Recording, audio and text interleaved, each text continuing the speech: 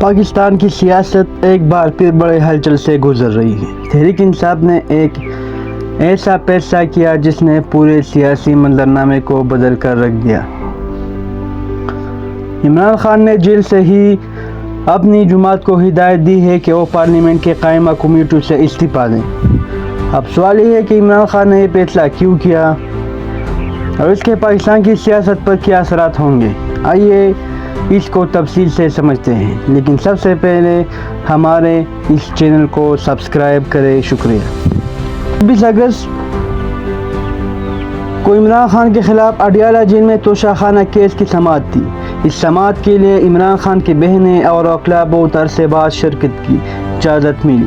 خصوصاً سلمان اکرم راجہ اور علیمہ خان کی بہت عرصے بعد عمران خان سے ملاقات ہوئی۔ اس موقع پر عمران خان نے جیل سے بہت سخت پیغام دیا کہ وہ کسی بھی قیمت پر اپنے موقف سے پیچھے نہیں ہٹیں گے۔ انہوں نے پارٹی کو ہدایت کی کہ قومی اسمبلی کی تمام قائمہ کمیٹیوں سے استعفیٰ دے اور اسمبلی سے بائیکاٹ کر کے پارلیمنٹ میں اور پنجاب اسمبلی کے باہر عوامی اسمبلیاں لگائیں، جس میں جتنے بھی امیدواران نے 8 فروری کو پمپ 45 کے ذریعے جیتا ہے سب اپنی شرکت لازمی بنائیں۔ عمران خان نے عاصم منیر پر براہ راست تنقید کرتے ہوئے کہا کہ عاصم منیر میں طاقت کی بھوک ہے، اسی لیے اس نے بدترین آمریت قائم کر رکھی ہے۔ مجھ سے معافی کا مطالبہ کرنے والے عاصم منیر کو مجھ سے معافی مانگنی چاہیے۔ 9 مئی اسی نے کرائی جس نے CCTV فوٹیج چرائی۔ اس وقت 9 مئی عاصم منیر کی انشورنس پالیسی۔ یہ تنقید غیر معمولی ہے کیونکہ پاکستان کی سیاست میں سیاسی جماعتوں کے رہنما اکثر فوجی قیادت پر براہ راست اس طرح حملے نہیں کرتے، لیکن عمران خان نے تمام سختیوں کے باوجود ایک قدم اٹھا کر یہ دکھایا کہ وہ کسی کے دباؤ کے آگے جھکنے کو تیار نہیں۔ پارلیمنٹ کے قائمہ کمیٹی میں موجود رہنا ایک سیاسی استحقاق ہے۔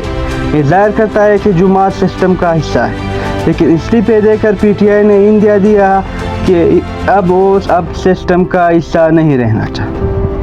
حکومت نے 9 مئی واقعات پر PTI رہنماؤں کو اور کارکنوں کو 10 سال قید کی سزا سنائی، جس میں عمر ایوب اپوزیشن لیڈر، قومی اسمبلی شبلی فراز سینٹ سے اپوزیشن لیڈر اور احمد بچر پنجاب اسمبلی کے اپوزیشن لیڈر کو نااہل کیا ہے، جبکہ جلد سے جلوسوں پر پابندیاں اور کارکنان کی گرفتاریاں ان کے لیے سیاسی سپیس ختم کر دی گئی ہے۔